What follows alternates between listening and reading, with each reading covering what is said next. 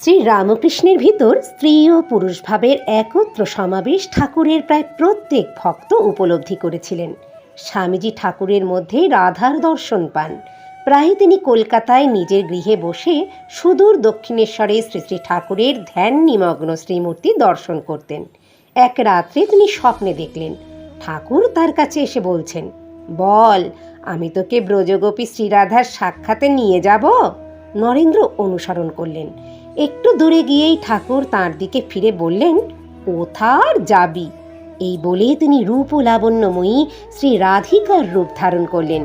এই দর্শনের ফল এই দাঁড়ালো যে নরেন্দ্র যদিও পূর্বে ব্রাহ্ম সমাজের গানই প্রায়শই গাইতেন, এখন তিনি শ্রী রাধার কৃষ্ণ প্রেমের অর্থাৎ ভগবানের প্রতি জীবের আকুল আবেদন নিবেদন বিরহ কাতরাদির গানও গাইতে আরম্ভ করলেন।